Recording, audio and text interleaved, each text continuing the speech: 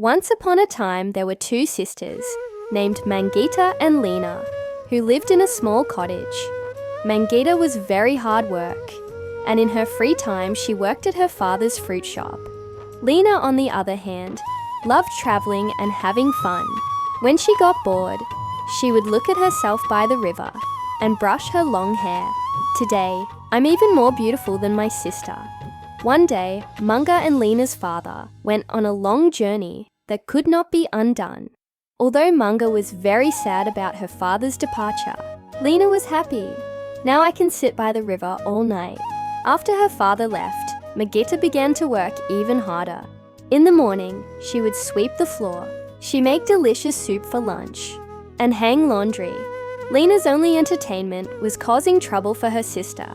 She would dirty the carpets at home and pour ice-cold water into the cooked soup. Why is the soup still cold? And why are these carpets dirty? I just cleaned them. The animals you fed must have dirtied them. Huh? One day, Larina went out for a walk in the forest. She carelessly picked unripe fruits and threw them into the river. At that moment, an old woman walked slowly towards her. "Hello, dear girl. I am very hungry. Could you give me some fruit too?" Larina handed the old woman the wild strawberries she had just picked, which tasted bad. "Auntie, you can eat as much as you want. These are the most delicious strawberries in the world." As soon as the old woman ate the strawberries, her stomach began to hurt. "Are these strawberries delicious?" "Still, thank you." As Larina was returning home, the old woman fell asleep right there. While Mangita was out in the forest gathering vegetables for dinner, she saw the sick old woman. She immediately brought her home and put her to bed. "What is this woman doing in our house? She smells awful."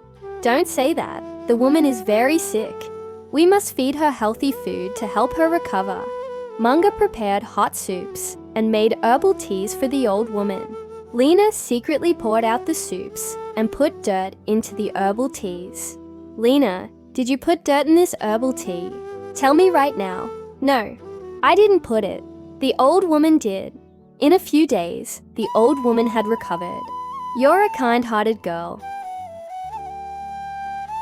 Eat these blueberries every day. You will recover right away." After a long time of doing all the chores by herself, Mangita became very tired and finally fell sick and went to bed. "Larina, could you bring me the blueberries the old woman gave me?" But Larina ate all the blueberries herself. "There's nothing here.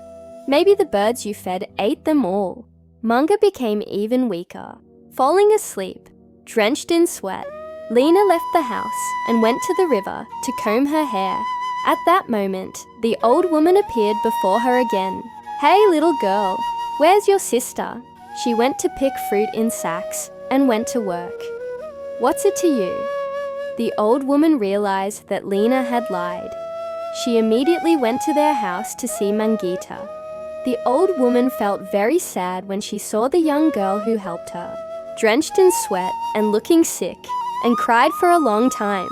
Larina, who was watching them from the window, laughed out loud. Just at that moment, the old woman turned into a beautiful fairy. Larina was very surprised when she saw the fairy. "You're a fairy. I opened my house to you. You owe me. Let me have the most beautiful hair in the world. Quickly, use magic and grant my wish." Actually, when the fairy first saw Larina, she turned into an old woman to see if she was a good person. "I gave you a chance to do one good deed, but you always did bad things." At that moment, the fairy waved her magic wand from side to side. Larina's hair turned into ivy. "Ha! My hair! What happened to my hair? It became so ugly. Help!" Larina ran to the river in fear and looked at her hair. As flies buzzed around her head, her ivy hair suddenly got stuck in the ground. "I've become so ugly. I don't want to look at myself." At that moment, the fairy fed a blueberry to Mangita, and she finally recovered and opened her eyes. "Thank you, fairy. I feel much better now." The fairy waved her wand twice, turning their small cottage into a dazzling palace. Mangita was very surprised and impressed when she saw the palace. "Kindness is always rewarded, young girl. This palace is your reward. Thank you, fairy." But what about my sister? What happened to her? Your sister will forever look at her ugly reflection by the river. I love my sister so much. What is the point of living alone in this huge palace without her? Give us back a happy life in our cottage, fairy. That is my only wish. The fairy was very happy to hear Mangita's words. First, she turned the magnificent palace back into the cottage. Then she went to Lena, and with her magic wand, she turned her ivy hair back to its old beautiful form.